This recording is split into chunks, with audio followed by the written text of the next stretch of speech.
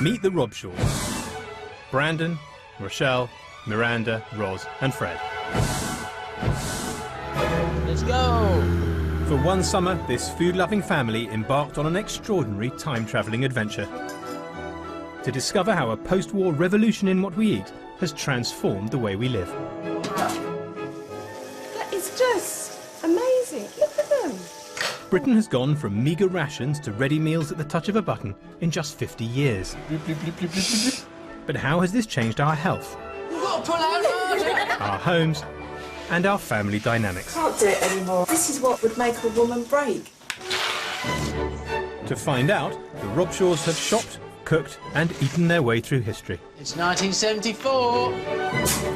Whoa! I think that is enough sugar now, though. No, I only put hardly any on. Starting in 1950, their own home became their time machine. Oh my goodness. Oh my... This carpet hurts my eyes. Who designed that? Someone who was colourblind. Fast-forwarding them through a new year every day, as they experienced firsthand the culinary fads, fashions and gadgets of each age. Have some chips. You can have some chips. Now, at the end of their time-travelling adventure, I'll be discovering the impact it's had on the Robshaws and giving them a sneak preview of what the future might look like. Interesting. There's worms in there. I am kind of repulsed.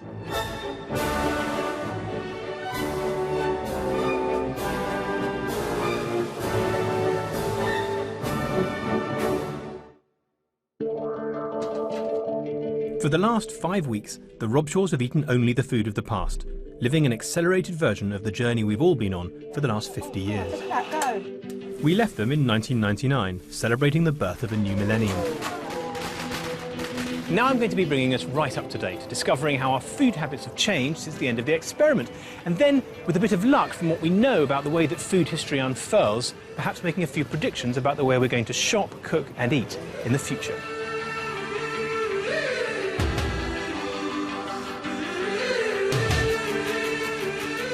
You can see where we've arrived at how we eat now and how that is made up of the last 50 years. You can kind of see the evolution. So I think people are always curious about the future. It's made me wonder a lot about the future. I've become aware how much we're sort of ruled by trends, by shifts in culture and in technology, and all those sorts of things are going to carry on happening. It's the constant changes the Robshaws experienced that give us valuable insights into how our eating habits might develop in years to come. Throughout their time-travelling adventure, the family's diet was guided by real meals recorded in the National Food Survey. This is bread and drippings. This is plain bread. This is bread and pilchard. Established in 1940 to ensure that people were getting enough to eat under rationing, the Food Survey asked families to write down what they ate for breakfast, lunch and dinner every day of the week. Mum, 32. Dad, 41. In Bradford North in 1960, and it's corned beef hash.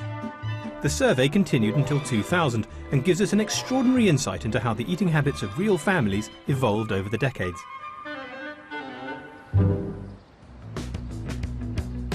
But to understand how we eat now and how it might change, food historian Polly Russell and I have had to think again.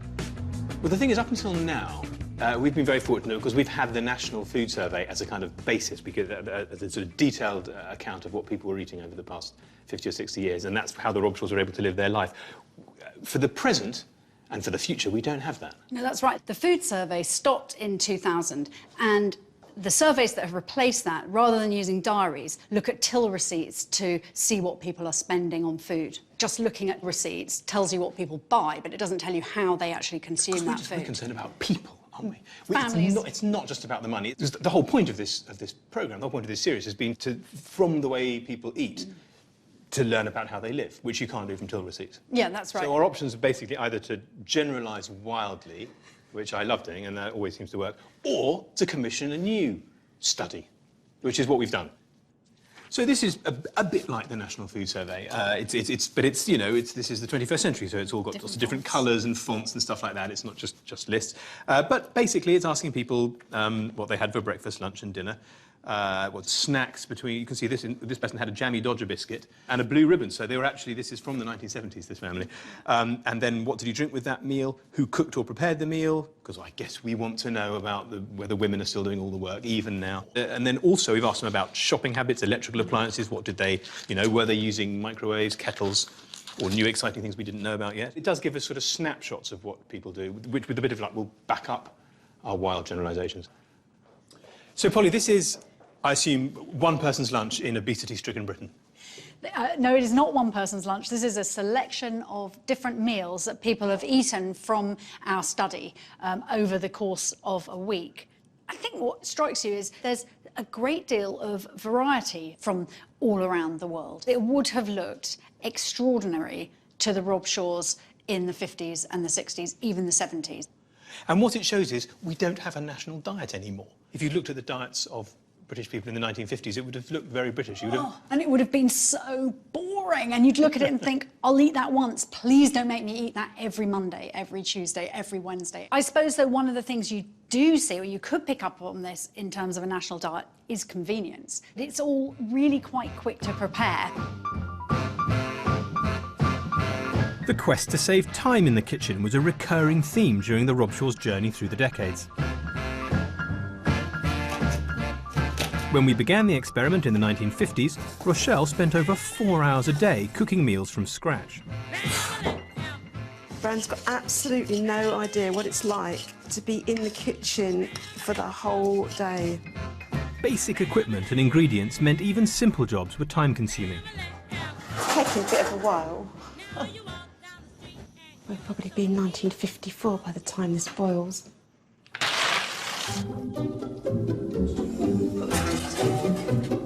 The family's first fish finger offered a tantalising glimpse of the future: convenience foods. Wow. The product is very convenient. I heat it up and that is it. Nothing to do, nothing else to do. It's fantastic. In the 60s, it took an average of 1 hour and 40 minutes to cook a meal. But over the decade, new time-saving technology... Isn't it lovely? It's really going to revolutionise my life. ...and innovative products started to bring this time down. Oh my goodness! It's a totally new kind of food, isn't it? Look at them! Look at them. Have you seen them? Yeah, that has just made my day.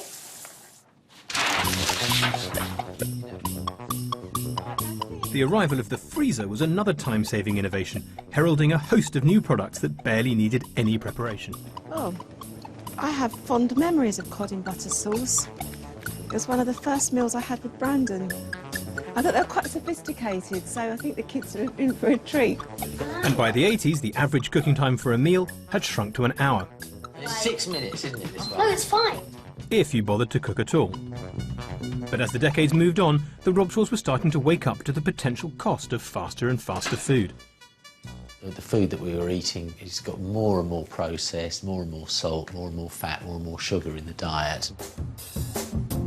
Today, the average time taken to cook a meal is just 20 minutes. But in case even that sounds too long, Polly's introducing the Rob Shaws to a brand new food that does away with the need for cooking altogether, and claims to be good for you. By 2000, the food they're eating is much more convenient, but it's also highly processed, highly manufactured. In a sense, what they've gained in time, they've arguably lost in terms of health. Hello, Rob Shaws. Hi, Polly. Hi. How nice to see you in 2014. Have you brought us something? I have. Sorry, I should say. According to some people, what's in this bag is the solution to the inconvenience of food and the problem of processed food being unhealthy. A software engineer from San Francisco started to think that food was a really inefficient way of delivering what the body needs.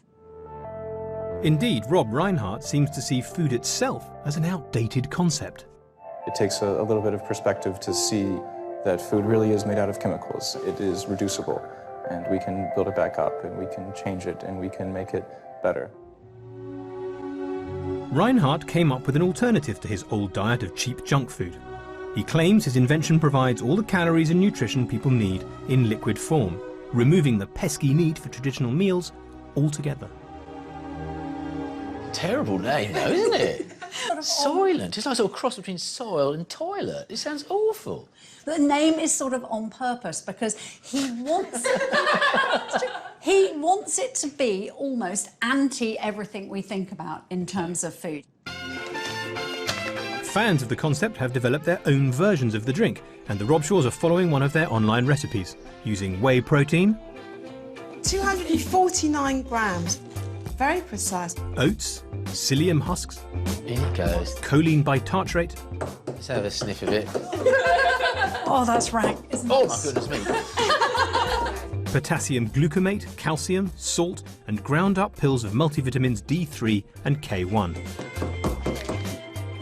All the things that you associate with preparing food, like the delicious smells and the sizzling sounds, it's just not there, is it? You've got the sound of pills falling into a plastic jug. Yeah, great. I just want to sniff this to see if it smells of anything. Yeah. It's meant to be drunk 3 times a day and claims to totally replace the need for ordinary food. She's actually making me feel slightly nervous. Is it? Yeah, Really? yeah. But are you excited about the nutritional benefits of I'm it? excited. No, not at all. I'm starving, but this isn't food. Well, I think I'm going to try it first. OK. Really, really quite unpleasant. What does it taste like? Wait, do you want to do it at the same time?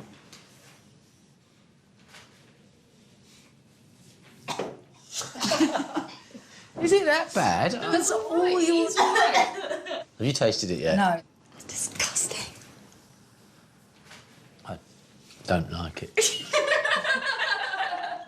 I just... Quick, let's just clear all this away and forget about it. Could you subsist on it every day? Couldn't do it. The way this is perceived is that the purpose of eating food is just to enable you to carry on functioning and doing your job.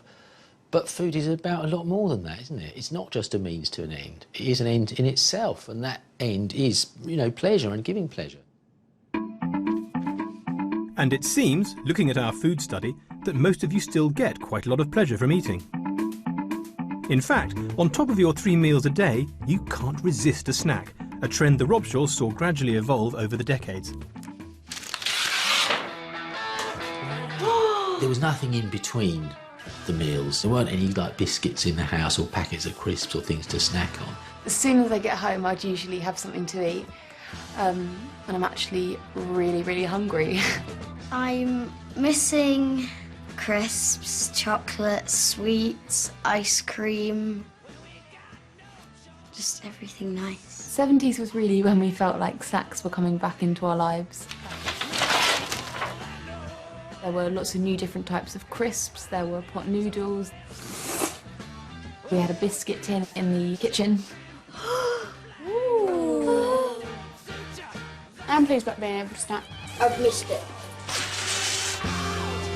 In the 80s, new gadgets meant it was even easier to treat ourselves between meals. Wow, we did it. You can hear the bubbles. You can hear the bubbles. I don't know, can you? Yeah. What started as an occasional treat has snowballed. Today, we're a confirmed nation of snackers. In the years of the experiment that the Robshaws lived through, the National Food Survey didn't even think it was important enough to ask about. But that's all changed. When we looked at our modern study, it became clear that we all snack all the time. In fact, not a single respondent didn't snack over the whole course of their food diary. So let's take a look at some of the kinds of things the families taking part in our food study were chomping down between meals. A respectable showing of fruit, apples, blueberries, some raw carrot, seeds. All very healthy. One poor child was even eating raw seaweed. But let's not beat about the bush. Your most popular snacks are cakes, pastries, sweeties, chocolate bars, and ice cream. But it's not just our habits which have changed, it's the world around us. It's impossible to avoid food. It used to be a thing you had to make room for in your life. At the beginning of the survey, you had to shop, cook, and eat a meal 3 times a day. Now, wherever you go, you're assailed with snack food. You walk down the road and there's kebabs and there's hamburgers and there's fried chicken and there's fish and chips and there's walking to a newsagent to buy a newspaper and then there's just chocolates and cakes. You go to buy a coffee in a coffee shop, of which there are 10 on every high street. It's not coffee they want to sell you, that's not where they make their money, it's the muffin. It's the giant 1,000-calorie blueberry muffin that you don't want, didn't need, didn't even know existed 20 years ago. Rammed into your face. It's impossible to avoid food. It's impossible to avoid snacks. Food is thrust upon us night and day, and it's left to us to make our own choices about what and when to eat. And it's slowly killing us. It's a far cry from the world the Robshaws found themselves in at the start of the experiment, when the government controlled their diet through rationing. I feel sort of actually quite nervous because it's the sort of the thought of the limitation of food. So I'm feeling a little bit anxious. That's your ration for the week. Oh gosh, that's for the week. Yeah. So that's just 1 egg for 5 people. Wow. Food then was basically made to give you 2,000 calories and nothing else. It wasn't for pleasure. It was just bland and tasteless. They're going to have some of this cold liver, which I have to say, it's gone a bit green. It's disgusting. I'm actually still hungry after dinner. I ate, like, potatoes and bread. It sounds quite filling, but it really wasn't because it was, like, it's just bread and potatoes and I don't really want to eat that. What was it? Potatoes, cauliflower and bits of liver. All cold. What's not to like? You know. There might not have been the choice they were used to from their modern lives, but even the Robshaws could see that government control of the food supply had its benefits. Although I didn't particularly rave about all of the food, it was quite clearly a healthier diet than we had later on in the experiment. Can you get your shears right round that green bit at the end? Not my finger. Catch. The food was low sugar, low salt, and we had fresh vegetables. So I think we came out of it actually feeling quite healthy and quite good. That was so nice. Is it really nice? Food rationing finally came to an end in 1954, but one place the state did retain some control of our diet was in schools, where strict nutritional guidelines for school dinners stayed in place for nearly 30 years. Ring, ring goes the bell. Right, children, your 1950s lunch is ready. What do you think of the food, then? Not nice. You're disgusting. Do you think you might grow to love it? No. They might not have loved it, but it was unarguably good for us. In the 1950s, children's diets were healthier than at any other point in the experiment. I think it was healthy, but not very nice. As the decades moved on, other factors began to influence the food we bought. So have a look in the cupboard. Quite a lot more branded food. Where in the past the government has been in the kitchen through rationing, what you're seeing now is the retailer, the manufacturer, the processor coming into the kitchen, muscling the government out. So somebody else gets into your cupboard and tells you what to eat, and it happens to be big corporations. By the end of the 1960s, virtually every British household owned a TV. Bird's eye fish fingers, double delicious. That's something every eating expert knows. Food manufacturers had a direct line straight into the consumer's home, tempting him with delicious new products. Bird's Angel Delight, the most delightful taste around.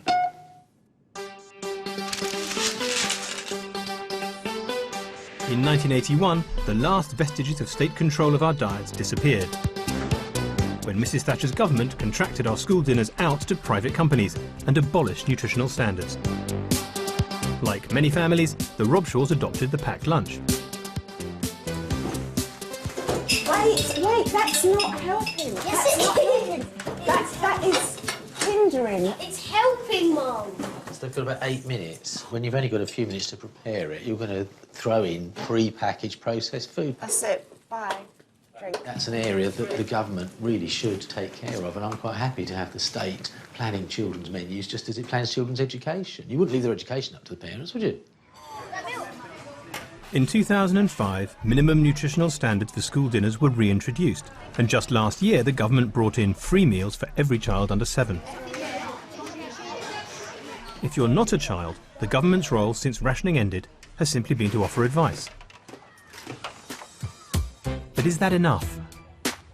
Since the Robshaws finished their time-travelling experiment in 2000, Britain has been in the throes of an obesity epidemic. Nearly 2/3 of us are now overweight or obese. It's a huge drain on the National Health Service. Life expectancy in this country is in danger of coming down for the first time in 1,000 years. It's a crisis. We obviously need to do something about it. But what role should government play? I've set up my own fast food stall with Dr. Oliver Mitten, an expert on obesity, to try out some of the policies governments in other countries have adopted in the fight against fat. So when did this crisis start to happen? Because I've been on this time-travelling experiment with the Robshaws from the 50s right through. I haven't seen it coming, particularly. Suddenly, pow, it's upon us. When? Well, in terms of obesity, we first really started to notice it in this country in the 1990s. Right. That was only when we started to measure it. And it's likely that pattern had been happening for a period of time before that. Fat tax is a phrase one hears bandied around. They've tried it in some countries. It's a way of directly taxing the food that is making us fat. How does it work? Can it work? So fat taxes or food taxes, the idea is to tax unhealthy food items and therefore discourage their consumption. Could we do it here? We could, and it's something that some people have suggested we do, but it is controversial. A lot of people don't like it. The food industry would probably have some serious reservations about doing this because they worry about how it would hit their sales. It's harder to make money from selling healthy food. And part of the idea behind food taxes is perhaps to start to shift that balance, so selling healthy foods becomes more profitable. Food taxes have already been introduced in parts of Europe and are under discussion worldwide. Figures range from the 10% already implemented in Hungary and Finland to 40%, as proposed by some groups in New Zealand. These taxes have seen consumption fall, though critics claim people are simply switching to other unhealthy products. The reason people eat these is because they taste good. You have to confess. I want to see if paying more for fast food would put the Robshaws off buying it. So today, I've slapped a fat tax on my burgers. My customers. Hello, Clive. Oh, my word, it's the Robshaws. Good job. Yeah, it didn't pan out very well, the show didn't. So they had to cut me out, so now but it's good, I'm happy with my work. Is anybody in the mood for a burger? Well, I'm quite hungry, but everything's got two prices, I'm noticing. I've added a tax of 40% to the food, and my menu shows the prices before and after tax. Imagine a future world in which there is a fat tax and food that's going to make you fat is going to cost more. So where it says, for example, £5 for a cheeseburger, it's actually not £5, it's £7. Because the more fat there is in it, the more you're going to have to pay. You can have some chips. You can have some chips. How much are the chips? Can you remind me? £2.80. And that's the fat tax price, is it? Yeah, that's a lot. Is that worth it? No. No, so you're not going to have chips after all. How about that? You see, it works. It's right. Brilliant. So, OK, no chips for the kid. Great. Ros, what do you think? I want a hamburger. Trouble is, there's 5 of us. I actually haven't got enough money on us to get 5 hamburgers at that price. That is over. That's like £30, isn't it? Yeah. You're going to be looking at about 30, 35 quid, and if you want sugary drinks, you're probably going to be doing a 50. You see, that's I can't get over that. £50. 1 hamburger, 1 cheeseburger and 1 chips. So, on your cheeseburger, would you like some gherkins? No. Do they cost extra? No, they don't, because there's no they? fat in them. Some lettuce? Yes, please. Yummy, healthy lettuce. No tax on the lettuce. That looks fantastic. So that is £16.10 for 2 burgers and some fries. That's painful to do that. Does it take you back a bit to the 50s? Because you have basically, at the beginning of the experiment, you had the government telling you what to do, what you could and couldn't eat. And then in the 70s and 80s and 90s, and you did whatever you wanted.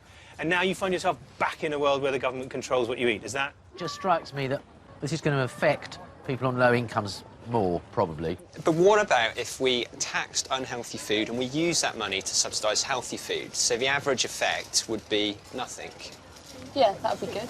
Would that drive you from unhealthy food to healthy food? I think it would nudge you, wouldn't it? Which is the idea, I suppose. Perhaps one of the concerns with taxing food is if people have less money to spend on other food items, do they cut back on healthy food items like fruit and vegetables? But perhaps we ought to be a bit more targeted in what we go for, and sugary drinks have been one thing that's been particularly implicated with obesity. Can I get a Coke? Whether or not they move on these taxes, they're going to have to do something, aren't they? Yeah. I think because we cannot control ourselves, having the government control what we're eating now would probably be quite a good thing. That's a very sort of paternalistic view, isn't it? You're handing over... It's maternalistic. It's maternalistic. The idea of government intervention in our diets is one lesson we could take from the past. But I think there's another. about the way we shop. With no car and nothing but a larder to keep food fresh, shopping locally was the only option for Rochelle in the early 50s. Living without a fridge is the hardest part. You can see that it would be absolutely necessary. It's not through a particular choice, but you would have to go shopping every single day. Although it took up lots of time, Rochelle could also see the benefits. I think the good bit about shopping locally in the 50s sort of experiment was that you would see the same face every day and you would start to have a connection with whoever's selling you the food. I've come for my liver. In the 1960s, Dave Myers delivered the Robshaw's first fridge. When we got a fridge, I remember how delighted Rochelle was with that. It made a difference to shopping, you see. You didn't need to shop every day. It's really going to revolutionise my life. For the first time, they could stock up. Newly popular supermarkets offered a one-stop shop for all their groceries. Welcome to shopping, 1960s style. When I first went into a 60s supermarket, I thought it was really exciting. There's just so much to look at, isn't there? There's just so much to look at. Absolutely extraordinary. The new self-service system transformed the way they shopped for food. I felt that we were much more in control of what we chose, and I really enjoyed it. Later in the experiment, I became a bit more cynical about supermarkets, but when I first encountered them, I thought, this is fantastic. What's not to like? All these options, you can just get it, choose it, grab it.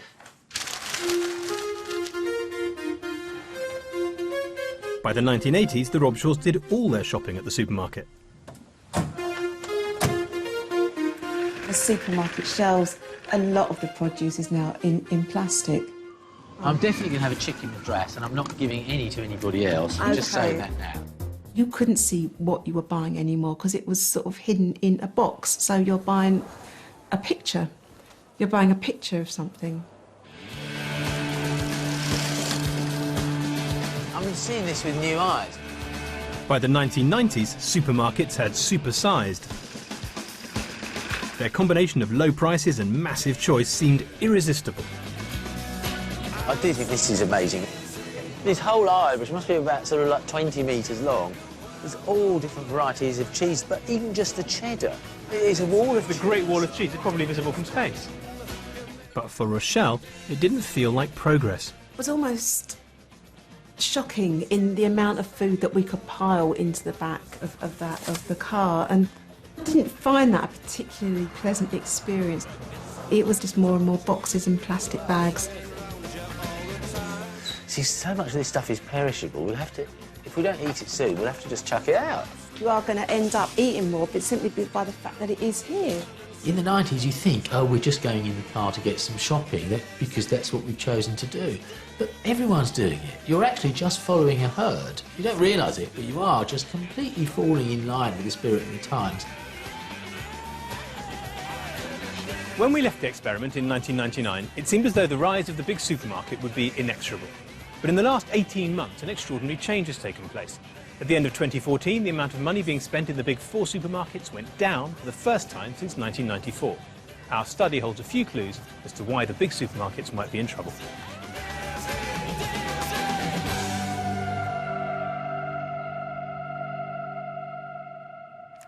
The last I left Rochelle, it was big out-of-town superstore shopping. It was killing off the high street. Everyone was going to the supermarkets.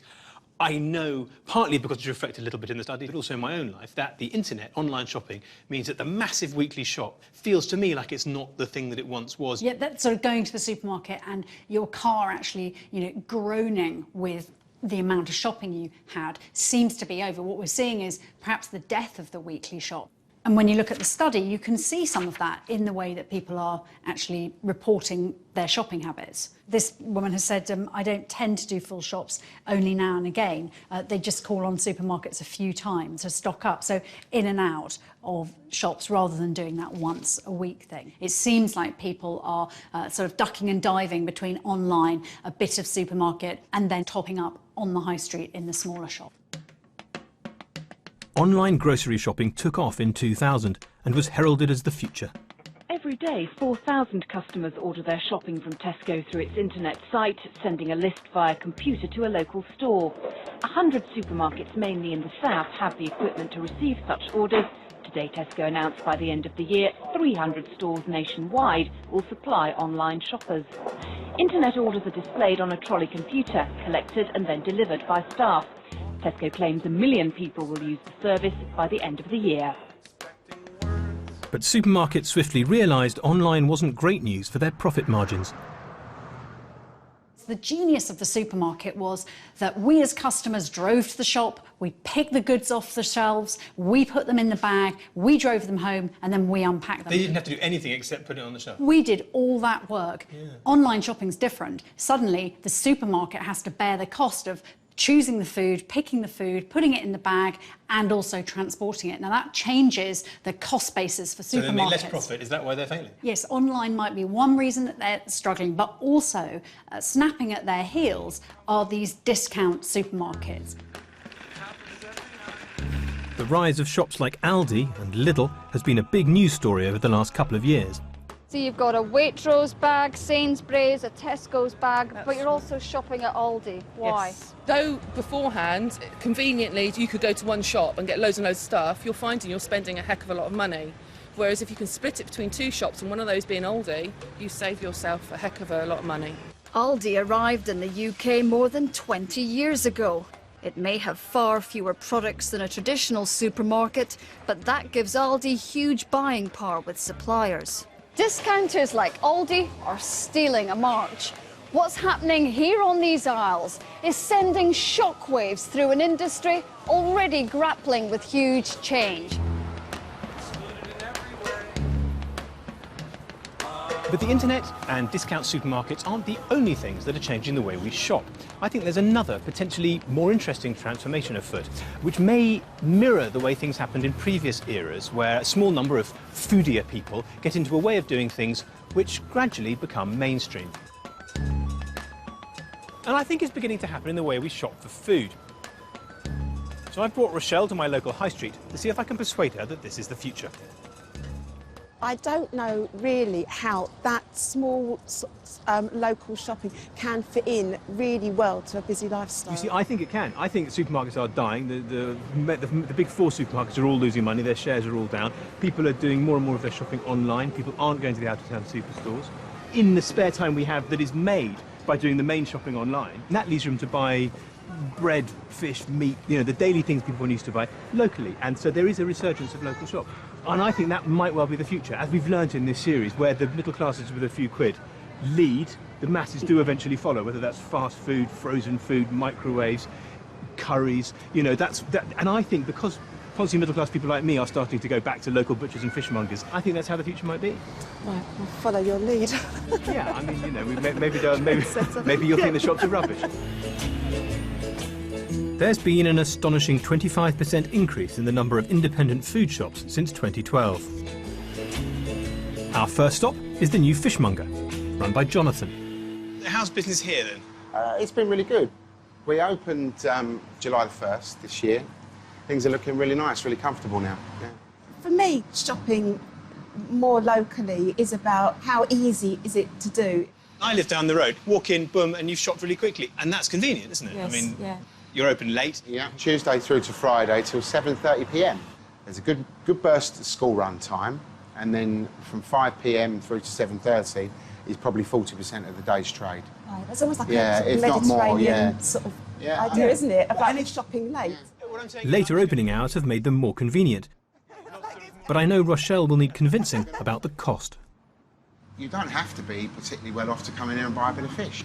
The things that the supermarkets sell that we sell as well, we're priced almost identically. Are you? Because that's It's what I not- was going to yeah, ask. Who if- comes yeah. in? Is it just rich people? No, not at all, no. People from all walks of life come in.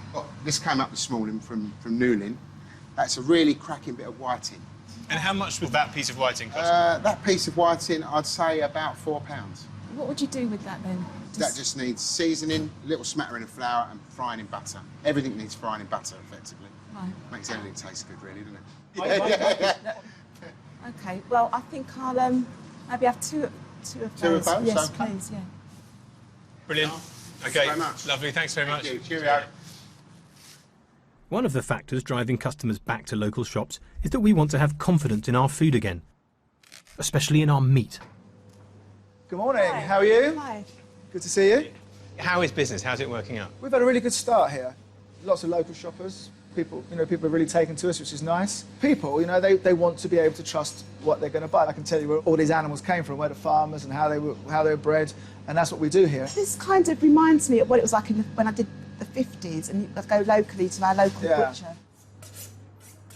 The importance of knowing where their meat came from was brought home to the Robshaws in the 1990s when BSE, known as mad cow disease, became a national talking point. The so-called mad cow disease may pose a threat to humans. So it puts you off a bit, doesn't it? You wouldn't feel happy giving Fred a load of beef knowing that there is not the how safe that beef is. How would you possibly feel safe giving it to him? But I don't like it. I don't like those farming methods.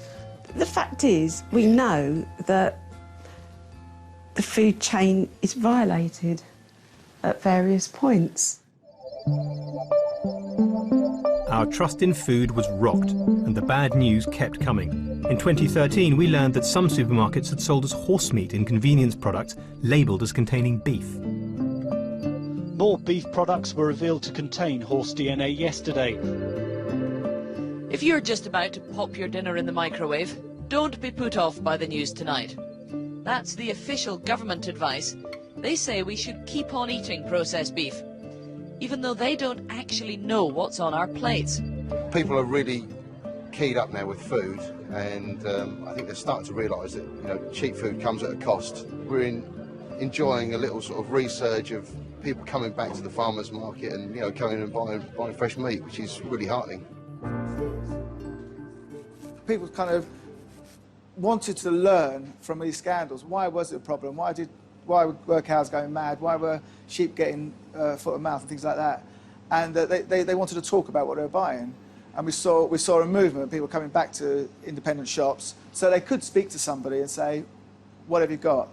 Now, there are people who would be watching who would think, knowing where the meat came from, how they were bred and everything, that this is a kind of poncy middle-class interest. Is that is the case at the moment? I don't think it is a middle-class thing. It's about knowledge. It's about people wanting to know what they're eating, wanting to be secure in what they're spending their money on. And you can come and buy what you want. You haven't got to buy 4 lamb chops if you only want to eat 2. So you're contributing to less waste then, you think? Yeah, absolutely. Less waste, good value, extended opening hours. I'm sold on local shopping as the future. But have I managed to convince Rochelle? I hope very much that we can, resist the temptation of going to the supermarket. It's not like it's sort of like in the 50s, the housewife going out to buy food just for her family in between the hours of daylight. Now you can shop locally at any time, and it is a pleasant experience. It adds something to your life. It's not just where they shop that's been affected by their time travel. The Robshaws have changed the sort of food they're buying. One of the things we've taken away from the experiment as a whole is that we do have a regular veg box delivery now. This idea of good, fresh vegetables, that's really influenced us. Veg box? Veg box. Nice and colourful, isn't it?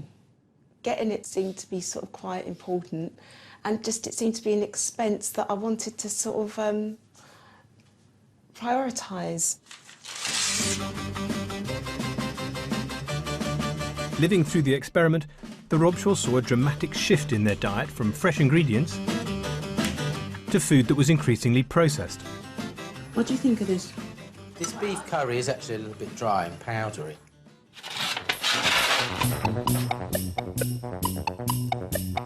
With advances in food processing enabling novel new products, they were only too happy to embrace the appliance of science.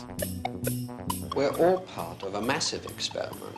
Our food is being changed from a traditional to a new technologically based diet, and we don't know what the consequences of this are going to be. Isn't it amazing how it does this? I'm pouring into the pot noodles now, everybody. It's bubbling. See that?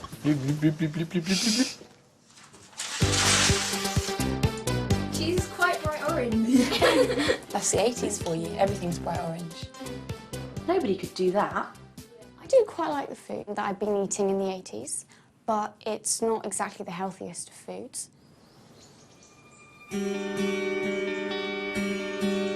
The family's visit to an organic farm in 1996 was a wake-up call. OK, so we'll jump out and look at some lettuces. So that's a cos lettuce. Fantastic. Really, really beautiful. They just don't look as kind of full. For me, it was standing in Guy Watson's field and just seeing food again as it is, in its sort of raw state. It took us almost full circle to the 50s. The outer leaves are the most nutritious, where it's green. Really got flavour. Tasting that lettuce fresh from the field, and it was so flavoursome. That is when I thought, I'm not eating enough fresh food. That was my Damascus moment. Why on earth are we eating processed food? Two extremely fine leeks. The Robshaws are trying out new ingredients, and Rochelle is finding a renewed enthusiasm for cooking. What do you call that? Kohlrabi. Are they English? It's not very English sounding. Teapot. Yeah, it does Doesn't actually. it? It's short and stout. Here's its handle, here's its spout. The winter minestrone. We are replacing the turnip with Kohlrabi. kohlrabi. Kohlrabi. What did I say? You said kohlrabi. Kohlrabi.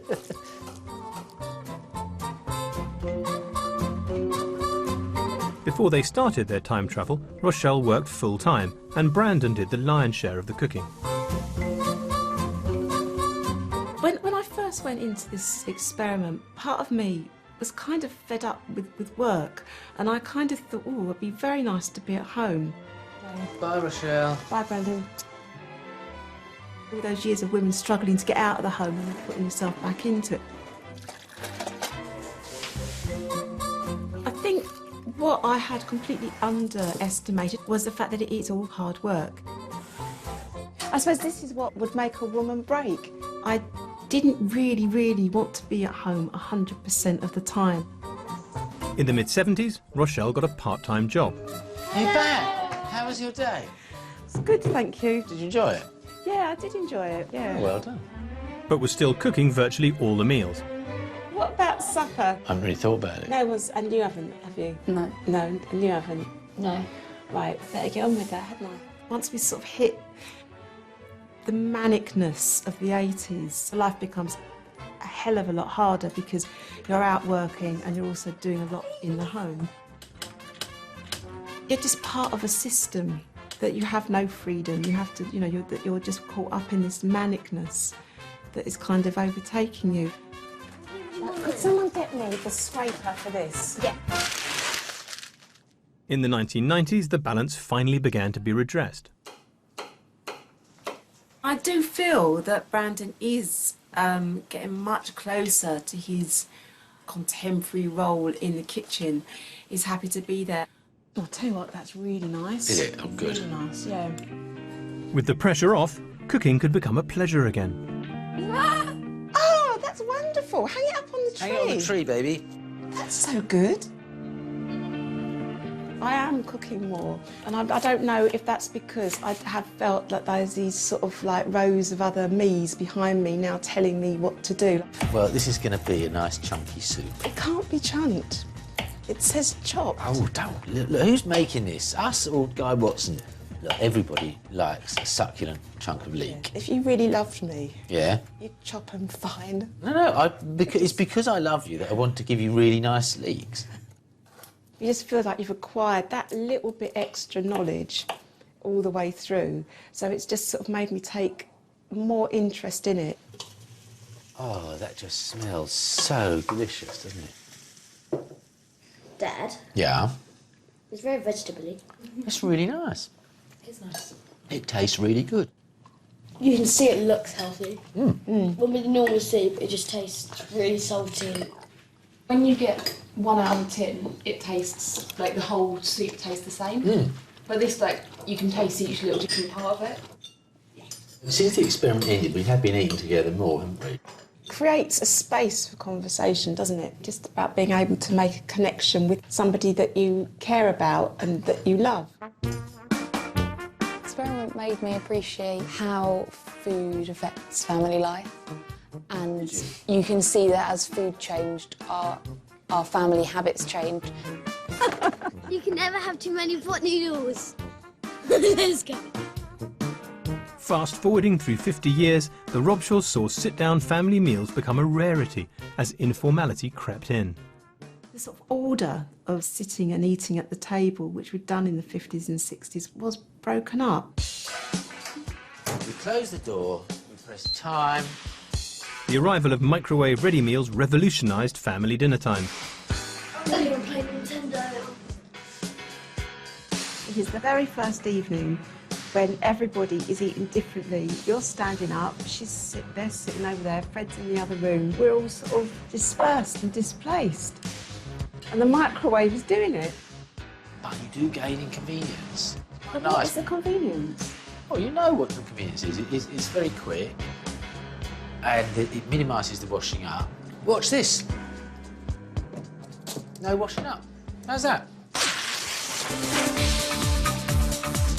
Pushed for time in the 1990s, the Robshaws barely sat down to eat, let alone with each other. And if every meal is informal, eaten on your lap in different rooms of the house, then you lose something. That's true. You don't need between you and me. By the end of the experiment, we learned that it's very nice and it's very, very healthy and good to come together as a family and eat round the table several times a week. I hope that will always be a constant in the future, and we won't lose that.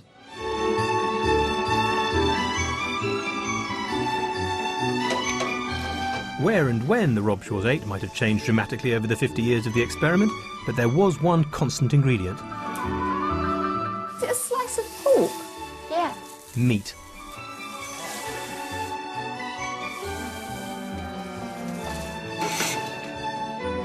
What we are looking at here is a family of five's weekly meat consumption in 1955, just after rationing. This is the sort of quantity they were eating, largely of beef and pork, carcass meat, stuff that was on the bone. And today, specifically 2013, but it hasn't changed much the last couple of years, basically, and surprisingly to me, the same amount of meat. It just looks different, lots of processed stuff. Yeah. I said the key difference is here, they didn't have chicken very often. This sort of little thing here represents what would have been a very small amount of chicken, 2 or 3 a year, because this was expensive and not a thing that people ate very much of. Here, lots of boneless, skinless chicken breast. The cost of chicken, totally driven down by changes in technology and new ways of farming, have meant that people can afford to buy an inordinate amount more chicken than they would have been able to do in the past. Not many years ago, the chicken was an expensive luxury for special occasions only.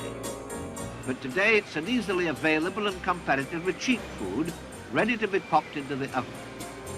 The arrival of factory farming in the 60s made chicken affordable. Hey, look what I found. Frozen chicken. Wow. So that's the first time we've had it in this is. experiment. Yeah. In our normal lives, chicken is just it's a kind of everyday thing, isn't it? And new processed meat products mean that much of the meat we now consume would be almost unrecognisable to a family in the 50s. Clearly, this glut of meat is not a situation that can last. In the future, meat supplies might be a problem. I think that's right, because as populations grow globally, there's a huge pressure on the amount of meat that is produced, because as developing countries get richer, people start adopting Western-style diets, and they tend to consume a lot more meat. So that it means in countries like China, for example, in the last 70 years, there's a 4-fold increase in meat consumption. So demand across the world will drive up the price of meat. That's right. If that continues, what will change is we will be paying a lot more for it, and we've got very used to having, particularly these kind of highly processed meats, being really very inexpensive. So if we're going to carry on eating this sort of quantity of meat, we're going to have to pay for it in terms of price, but also in terms of environmental cost as well. The hunt is on for an alternative source of protein which doesn't cost the earth.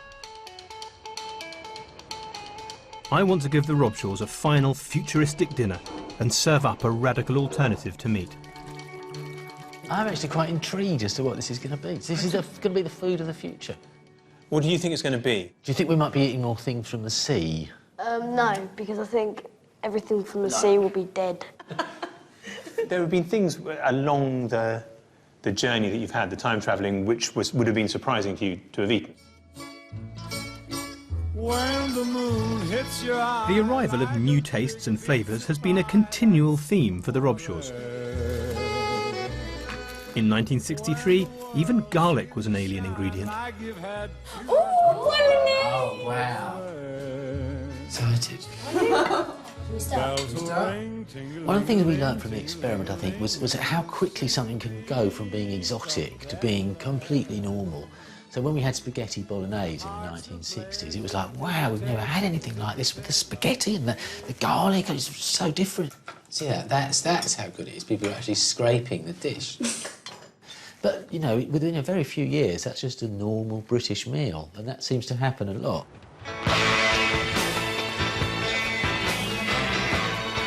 In the 70s, their first curry added chilli and spice to their diet. To me, this is just fantastic. This is just like a kind of party going on in my mouth. And, you know, I've broken out in a sweat because of it, and that's what I wanted, you know, I love that. Why is it that men have felt the need to test themselves with the curry? I mean, women weren't impressed by that. I'm not impressed by that. But I mean, I don't know, what is that about? And by the 90s, adventurous British diners were even bold enough to try raw fish. I've been wanting fish for like 50 years. And now it's finally get it. Loads of it, raw. So that is really, I don't know what I think of that. Just to see these sort of bits of raw fish going round and round was and really foreign and felt really different. It did feel that that was a very sort of extreme eating experience. Perhaps not as extreme as this one, though. I'm serving a protein-packed menu of international flavours, and no meat in sight. Interesting. Are those worms in there? Delicious. Oh, they're bugs, aren't Yeah, they? absolutely. Insects have been hailed as the solution to our meat problem. Full of protein, low in fat, and packed with nutrients, they're already part of the staple diet in parts of Africa and Asia. 2 billion people in the world, that means 1/3 of the population of the world is already eating insects. They can become a sustainable source of food, and I think their importance is going to grow. I start by boiling them. Took about 5 minutes boiling them. Then after that, I have to make my sauce, which is tomato pesto. Then they are crispy now.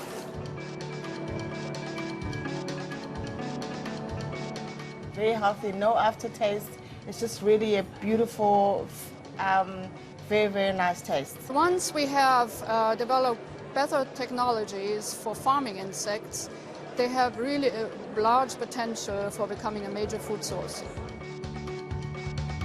Today we're having Mexican spiced cricket tacos, Asian worm stir-fry, buffalo worm tart, and cricket kebabs. So, Rochelle, what do you think about eating insects? What's your first reaction to this food? I am kind of repulsed, really. I really don't fancy eating it at all. They're just staring at you, their little eyes. Yeah. Look, The they've fish got all stares their at you. wings. I must say, these little worm tarts, I don't like the look of those. Come on, Fred, you take us away first, because You're the bravest. Try. What are you going to eat? Is he going to try the stir-fry with the buffalo worms? That's so disgusting. What's it like? Delicious. Is it okay? Yeah. They're not disgusting. You happily have them for your dinner. If I didn't know what they were. Miranda, worm tart. Have a quiche. Have a worm tart. No. Look at this delicious taco. Who can do one? Brandon, you can eat nearly anything. Yeah, I'll do one. Oh, look, they're trying to climb out. They're trying to... Oh. Just quickly, hastily. Well, they're dead, aren't they? It's savoury in a kind of slightly earthy way. And as I say, Master Chef. This is a fantastic description. I have to say, I feel inclined to remove the wings. It gets a bit stuck. We've all got to do it. 1, 2, 3, go. I can't do it. It's not the taste, It's when you scrunch down on them, there's a slight squeak that's slightly... This is the future. This is how it's going to be. I'm just not sure if I am disgusted by it because I think, ooh, I've only ever seen these sort of wiggling about, sort of live, or the fact that I'm just not used to it. A lot of it is to do with the fact that we think of insects as carriers of disease. We think of worms, maggots as things that inhabit rotting food. Locusts do terrorise communities and strip crops and are disgusting. And that's why we don't want to eat them. Yes. I don't really want to go there unless I'm sort of... Dying. Dying, yes. I don't think you'd ever think you'd be coming home from work and you think, oh, great, we've got centipede tonight. It just doesn't taste nice enough to make you think that. I think we ought to get the next course and see if it can be any help. Their plentiful supply makes insects a no-brainer if we can overcome our revulsion, which is where our second course comes in. It's not really just cookies, is it? We're serving up burgers made from a mixture of beef and insect protein and cookies made with insect flour. Take a burger. Take a burger. That actually tastes really nice. Yeah, here you can't taste the insect at all, can you? And what about from Mirandan rods?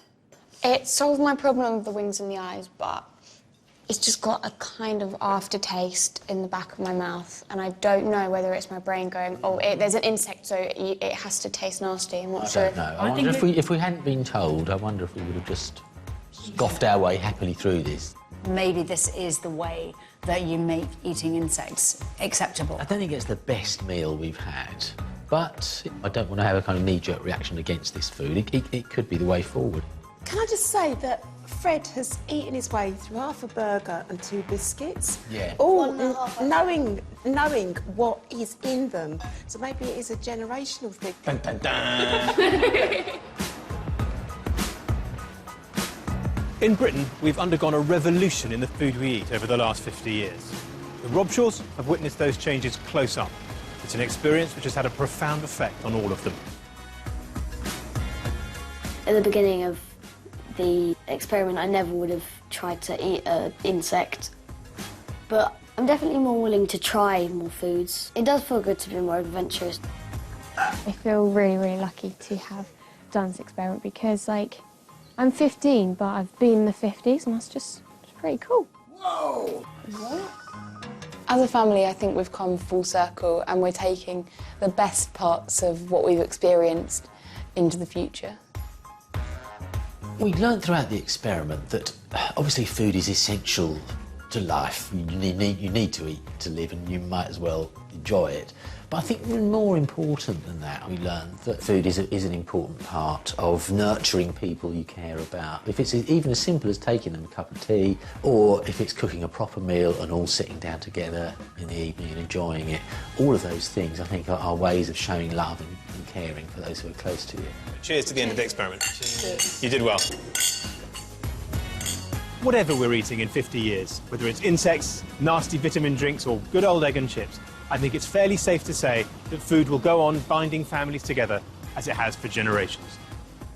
I think the experiment has made me realise that sort of, for me, part of being a mother is to try and create memories, and part of those memories would be around food and eating and creating meals. Food is something to be celebrated and enjoyed every day.